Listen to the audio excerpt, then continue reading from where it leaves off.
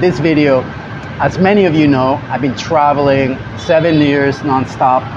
So I'm gonna give you a recap of Pakistan, India, Nepal, Thailand, Malaysia, and Vietnam. That's what I did in 2023. And I'm a fucking real traveler, long term. So if you wanna hear my experience, listen up. It's been a while since my last video. The reason is I've been doing so many different things and I've been very busy coding and stuff.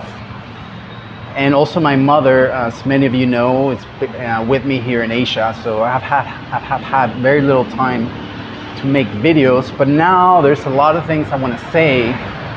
So this video is about recap all the stuff that I did last year, 2023. And actually there were many countries that I visited. First one was Pakistan. I stayed there for 5 months, but during 2023 it was only 3 months. And when I was in Pakistan, I met a lot of people. I was doing talks and presentations and interviews. And my recap of Pakistan is that people are super nice. The nicest people I've met in Asia are in Pakistan for sure. And then around April, I crossed the Wagah border into India, and I only stayed in in Amritsar for a few days. And I went my way from Amritsar to Delhi, just a couple days in India, had a few meetings, had amazing, Indian food, it's amazing. The flavor still richer than in Pakistan, close. I'm sorry Pakistanis, but India still has better food. I'm sorry, but it's the reality, right? So from India, I went to Nepal in April. I stayed in Kathmandu for around 2 weeks. It was a bit cold. I was still kind of sick. I was coughing a lot, coughing. It was annoying because I got like a chest infection. So I was in Kathmandu for 2 weeks. Then I moved to Pokhara, and I stayed in Pokhara for around 3 months. Pokhara, it's just right by the Annapurna Mountains, right? If you don't know. Only 500,000 people live there, and to my surprise, there were a lot of travelers there. A lot. The hostel that I stayed was Pokhara Backpackers, and it had like a nice vibe, nice bar, and many, you can say, more independent travelers hitting Nepal. People traveling alone, wanting to do yoga, wanted to climb Annapurna for like 10, 15 days. So yeah, like there were, I would say, more interesting travelers in Nepal. So I met really cool people there. So after 3 months of Nepal, went to Bangkok. And in Bangkok, that's where I met my mother. So I have not seen my mother in like 5 years until like recent, literally. And this is because of COVID or whatnot. So I met my mother again after 5 years. So we stayed in an apartment together for a while. And that was kind of a massive change for me because I'm not used to being with my mother 24/7, 365 at all. And I speak Spanish, but my English is better than my Spanish now. I can still do it, but my ideas flow better in English than in Spanish. So I had to switch in Spanish to start. I speak in Spanish with my mother.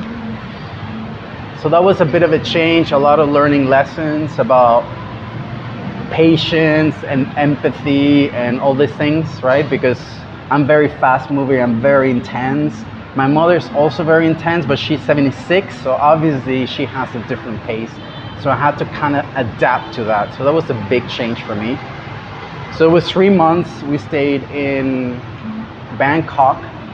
And then, believe it or not, my mother still traveled on her own to Angkor Wat for a few days and came back. And then we went to Kuala Lumpur. So Kuala Lumpur, believe it or not, it's great. Malaysia is a fucking underrated country in Southeast Asia for sure. KL is a great city. It's super underrated. People just go there for a day or two and leave. Malaysia overall is a really fucking underrated country in Southeast Asia. but KL, it's actually great. It's very cheap, very affordable, it's green, and compared to other Southeast Asian cities, it's nice and quiet. There's traffic, of course, but infrastructure is really awesome. And the food is pretty great. Chinese mixed with Indian, mixed with Malay, nasi goreng, right? It's freaking awesome. So spent 3 months, 2.5 months in KL. That was a great experience. Met really cool people who spoke perfect English, as opposed to other cities in Southeast Asia. People don't speak as well, and Malaysians really can speak perfect English. So that was really great experience.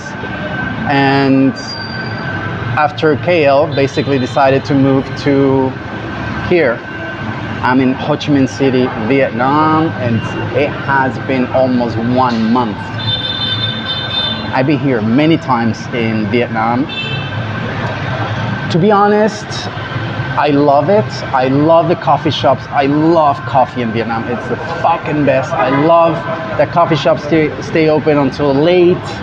You can work, and it's so easy, and the price is still very cheap. You can eat noodles for $2, for $3, even less if you look. And the visa is also 3 months, which is great. But only caveat, Vietnamese, of course they're nice, but not as nice as Malaysians and or Thai, and let alone Nepalese or Pakistanis. Like Pakistanis, Nepalese, Thai, and Malaysians are super nice, super friendly, super smiley. Vietnamese, friendly, but not as much, right? I don't mind it. I'm just saying they're not as friendly. I'll say Pakistanis, Malaysians, and Nepalis are super friendly, super smiley, super happy to see you, but in Vietnam, less so, right? It's like they give less of a shit to see you around. So that's overall my recap of 2024. And so far, as I mentioned, I'll be making a little bit more longer videos, giving a recap, some things I've learned. And also, as some of you might know, I'm also coding AI stuff and doing a lot of video interviews like this one, right? So I'm gonna change a little bit of format this year of how I post videos and the type of content I produce. But that's so far my recap for 2024, and I talk to you soon.